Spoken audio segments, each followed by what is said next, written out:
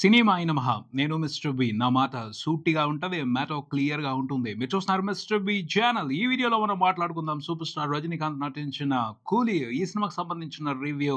లోకేష్ కనకరాజ్ మామూలు tsunami సృష్టించలేదు. Craze కి సంబంధించి కూలీ మూవీ క్రేజ్ కు సంబంధించి అల్టిమేట్ సునామీ సృష్టించాడు పబ్లిక్ లో, ముఖ్యంగా సౌత్ ఇండియాలో. ఎక్కడికక్కడ అడ్వాన్స్ బుకింగ్స్ అల్టిమేట్ లెవెల్లో జరిగాయి. ఆల్ టైమ్ రికార్డులు పడ్డాయి. దానికి కారణం లోకేష్ కనకరాజ్ పనితనం అనే చెప్పాలి, అతని డైరెక్టోరియల్ టాలెంట్ అనే చెప్పాలి. రజనీకాంత్ కూడా ఉన్నారు. ఆ డైరెక్టోరియల్ టాలెంట్ కి రజనీకాంత్ స్టార్డమ్ కలిసింది. అందుమూలంగానే ఇంత పెద్దగా క్రేజ్ బ్లాస్ట్ అయిందని చెప్పొచ్చు. ఈ సినిమా కోసం చాలా రోజులుగా వెయిట్ చేశారు. సినిమా రిలీజ్ దగ్గర పడుతున్న కొద్దీ ఎక్సైట్మెంట్ లెవెల్స్ ఎక్కడికక్కడ పెరుగుతూనే వెళ్ళాయి. మొత్తానికి రిలీజ్ అయింది. రిలీజ్ అయిన తర్వాత సినిమా మీద పెట్టుకున్న ఎక్స్పెక్టేషన్స్ ని, సినిమాలో ఉన్న కంటెంట్ లోకేష్ కనకరాజ్ ఎంతవరకు సాటిస్ఫై చేశారు మాట్లాడుకుందాం మన సమీక్షలో. కూలీ ఎలా ఉంది ఈ సినిమా? కూలీ ఎవరు? ఒక కూలీ కాదు, దాదాపు 14,000 మంది కూలీలు ఉన్నారు. వాళ్ళందరికి సంబంధించిన కథ ఇది. వాళ్ళందరితో ముడిపడి ఉన్న కథ ఇది. చాలా పెద్ద కథ రాసుకున్నాడు Lokesh Kanagaraj. Solid, special, ultimate entertainment ని ఎక్స్పెక్ట్ చేస్తున్న మూవీ లవర్స్ కోసం. అంచనాలు భారీగా ఉండటంతో తను కూడా ఎక్కడా తగ్గలేదు. ఎక్కువ ఇచ్చేద్దాం, గట్టిగా ఇచ్చేద్దాం, సాలిడ్ గా ఇచ్చేద్దాం ఎంటర్టైన్మెంట్ అని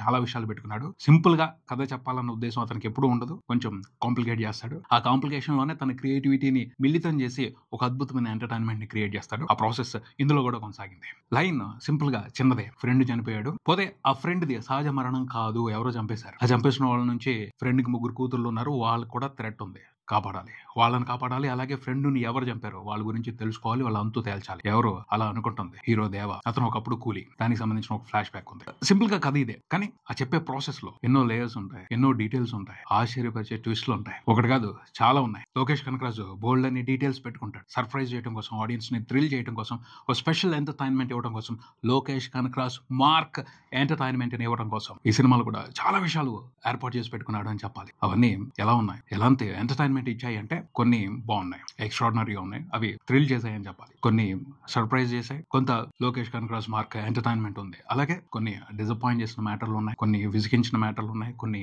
బోర్ కొట్టించిన మ్యాటర్లు ఉన్నాయి. దాన్ని బట్టి అర్థం చేసుకోవచ్చు ఈ సినిమాలో ఎంటర్టైన్మెంట్ మిక్స్డ్ గా ఉంది అని. ఎస్, ఎందుకు మిక్స్డ్ గా ఉంది అంటే లోకేష్ కనకరాజ్ కొన్ని చాయిస్లు తీసుకున్నారు. దాని మూలంగానే ఈ మిక్స్డ్ ఒపీనియన్ వచ్చింది అని చెప్తాను. లోకేష్ కనకరాజ్ పక్కా కమర్షియల్ సినిమా తీలేడు. ఖచ్చితంగా రియలిస్టిక్ విశేషాలని, రియలిస్టిక్ డీటెయిల్స్ ని యాడ్ చేసి కమర్షియల్ సినిమా తీస్తాడు. ఆ ప్రాసెస్ లో చాలా స్మార్ట్ గా వ్యవహరిస్తాడు. అంటే ఏది చెప్పాలి, ఎక్కడి వరకు చెప్పాలి, ఏది చెప్పకూడదు, దానికి సంబంధించి చాలా క్లారిటీతో ఉంటాడు.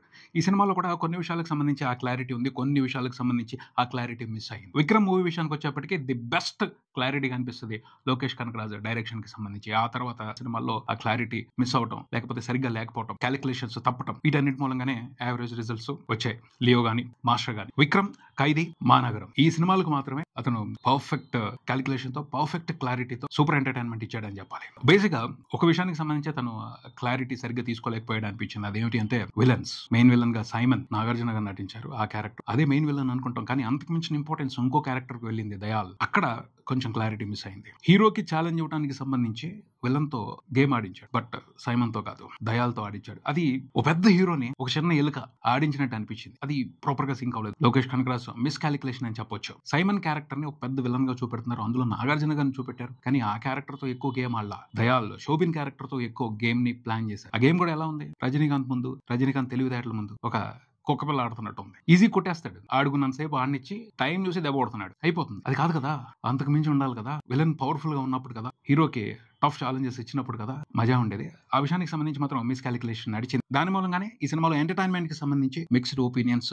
వస్తున్నాయని చెప్తాను నేను. అలాగే too many details. Rajinikanth cinema అంటే సెంటిమెంట్ ఉండాలి కంపల్సరీ, మాస్ ఎలివేషన్స్ ఉండాలి కంపల్సరీ. అలాగే జైలర్ మూవీ ఇంపాక్ట్ కూడా ఉంది, స్పెషల్ అపీరెన్స్ ఉండాలి, వాటితో ఎలివేషన్స్ ప్లాన్ చేయాలి. ఇవన్నీ పెట్టేసుకున్నారు. పెద్ద ప్యాకేజ్ ఏర్పాటు చేసి పెట్టుకున్నారు. వాటన్నిటిని సాటిస్ఫై చేయడానికి గట్టిగానే కష్టపడ్డారు. కాకపోతే కొన్ని క్యాలిక్యులేషన్స్ వర్కౌట్ అయ్యాయి, కొన్ని క్యాలిక్యులేషన్స్ వర్కౌట్ అవ్వలేదు. లోకేష్ కనకరాజ్ ఎఫర్ట్ మాత్రం ఆశ్చర్యపరిచుద్ది. ఎందుకంటే అన్ని డీటెయిల్స్ పెట్టుకుని చాలా వరకు క్లారిటీగా సినిమా అని చెప్పడం అనేది చిన్న మ్యాటర్ కాదు, చాలా పెద్ద రిస్క్. ఆ రిస్క్ ని హాయిగా తీసుకుంటాడు, ఎంజాయ్ చేస్తాడేమో మనిషి. సింపుల్ పాయింటే కానీ పెద్దగా చెప్పాడు. చాలా లేయర్స్ ఉన్నాయి ఇందులో, చాలా డీటెయిల్స్ ఉన్నాయి. వాటన్నిటిని ఓపిక్గా చెప్పడానికి ప్రయత్నించాడు. కాకపోతే కొన్ని డీటెయిల్స్, కొన్ని సినిమాటిక్ అడ్వాంటేజెస్ మిస్ ఫైర్ అయ్యాయని చెప్పొచ్చు. ముఖ్యంగా దయాల్ క్యారెక్టర్ కి సంబంధించి అతను సర్ప్రైజ్ చేసేస్తున్నాను అనుకున్నాడు, కానీ ఆ క్యారెక్టర్ కి సంబంధించి కొన్ని దారుణమైన సినిమాటిక్ అడ్వాంటేజ్లు తీసుకున్నాడు. అవి ఆడియన్స్ ని పూర్తిగా సంతృప్తి పరచవు. వాటికి సంబంధించి ఆడియన్స్ డిసప్పాయింట్ అవుతారు. అది అతను చేసిన మిస్టేక్ అని చెప్పొచ్చు. రజనీకాంత్ గారు మాత్రం అద్భుతంగా యాక్ట్ చేశారు. హీఈస్ స్టిల్ యంగ్, 75 ఏళ్ల యంగ్ బాయ్. ఇంకా అవకాశాన్ని బట్టి ఆయన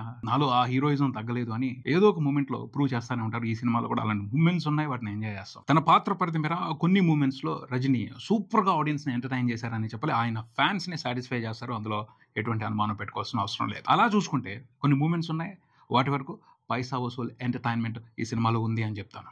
కాకపోతే కథగా చూసుకుని ఒక ఫ్లోలో చూసుకుంటే మాత్రం కొన్ని డిస్టర్బెన్స్లు ఉన్నాయి, కొన్ని కన్ఫ్యూజన్స్ ఉన్నాయి. వాటి మూలంగా ఒక మిక్స్డ్ ఒపీనియన్ తీసుకునే అవకాశం ఉంటుంది. కానీ మూమెంట్స్ గా చూసుకుంటే కొన్ని పోర్షన్స్ అదిరిపోయాయి. ఆ పోర్షన్స్ లో లోకేష్ కనకరాజ్ మ్యాజిక్ కనపడుతుంది, డైరెక్షన్ హైలైట్స్ కనపడతాయి. రజనీకాంత్ గారి తర్వాత నాగార్జున గారి గురించి చెప్పాలి. నాగార్జున గారు ఈ సినిమాలో క్యారెక్టర్ కి పర్ఫెక్ట్ గా అనిపించలేదు. ఇక్కడ లోకేష్ కనకరాజ్ ఏ ఉద్దేశంతో నాగార్జున గారిని తీసుకున్నారో అర్థం కాలేదు. నాగార్జున గారు కూడా ఎలా ఒప్పుకున్నారో అర్థం కాలేదు. ఆయనకు సంబంధించి ఇదైతే మాత్రం స్పెషల్ రోల్ అయితే కాదు. విక్రమ్ లో రోలెక్స్ మాదిరి స్పెషల్ గా ఉంటుందేమో, లేకపోతే సంతానం మాదిరి ఇంట్రెస్టింగ్ రోల్ ఏమో అని అనుకోవడం జరిగింది. అలా ఏమీ లేదు. ఇంపార్టెన్స్ చాలా తక్కువ ఉంది.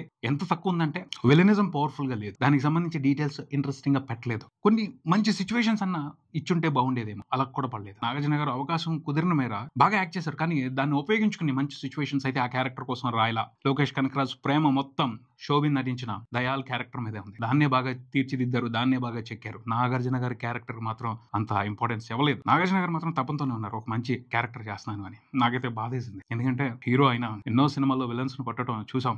ఇప్పుడు విలన్ గా ఆయన దెబ్బలు తింటాం అనేది బాధ అనిపించింది. ఆ బాధ ఉండకూడదు, ఎప్పుడు ఉండకుండా ఉండేది బాధ.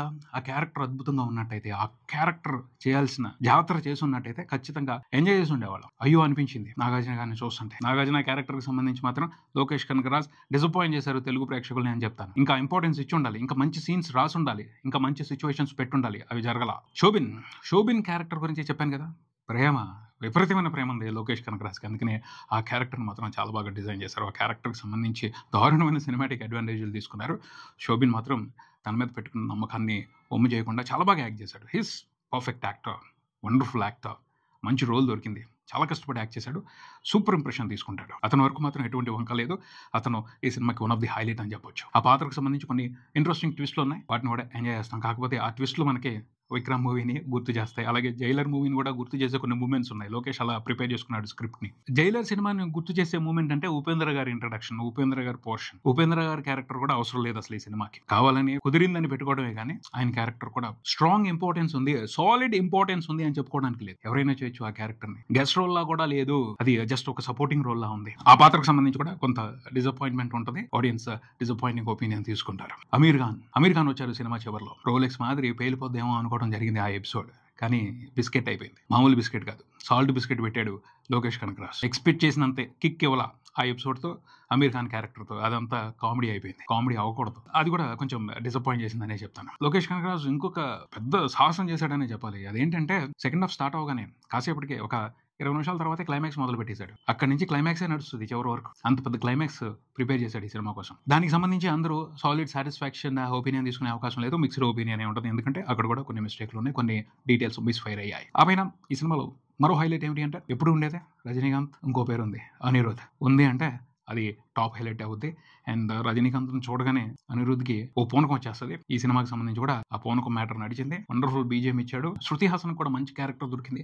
ఆవిడ కూడా తన పాత్ర పరిధి మీద చాలా బాగా యాక్ట్ చేసింది. ఓవరాల్ గా కూలీ ఈ సినిమా గురించి చెప్పేది ఏమిటి అంటే, ఎక్కువ ఎక్స్పెక్టేషన్స్ పెట్టుకోవద్దు. టూ మచ్ ఎక్స్పెక్టేషన్స్ తో ఈ సినిమాకి వెళ్తే మాత్రం ఖచ్చితంగా డిసప్పాయింట్ అవుతారు. అంటే లోకేష్ కనకరాజ్ ఆల్రెడీ ఎక్స్పెక్టేషన్స్ ఇచ్చేశాడు, హైప్ పెంచేశాడు. దాని మూలంగా డిసప్పాయింట్ అవుతాం. ఇప్పటి వరకు చూసేసిన సంగతి ఓకే, చూడని వాళ్ళు మాత్రం ఎక్స్పెక్టేషన్స్ తగ్గించుకోండి. అసలు బ్లాంక్ మైండ్ తో వెళ్ళండి, కొంతవరకు బాగుంటుంది. కొన్ని సీన్స్ ని బాగా ఎంజాయ్ చేస్తారు, కొన్ని మూమెంట్స్ ని ఎంజాయ్ చేస్తారు. ఓవరాల్ సినిమా సూపర్ గా ఉండాలని మాత్రం అనుకుని వెళ్ళొద్దు. ఈ సినిమా పూర్తిగా బాగుంది అని చెప్పలేం, అలాని బాగలేదు అని కూడా చెప్పలేం. అది ఈ సినిమాలో ఉన్న కంటెంట్ పరిస్థితి. ఇది ఇక్కడికి. మరో వీడియోతో మళ్ళీ కలుద్దాం. ఈ వీడియో మీకు నచ్చితే లైక్ చేయండి, మీ ఫ్రెండ్స్ తో షేర్ చేసుకోండి, మీ అభిప్రాయాన్ని కామెంట్ చేయండి, ఈ ఛానల్ ని సబ్స్క్రైబ్ చేయండి. నేను mister B. Keep watching mister B channel. Thank you.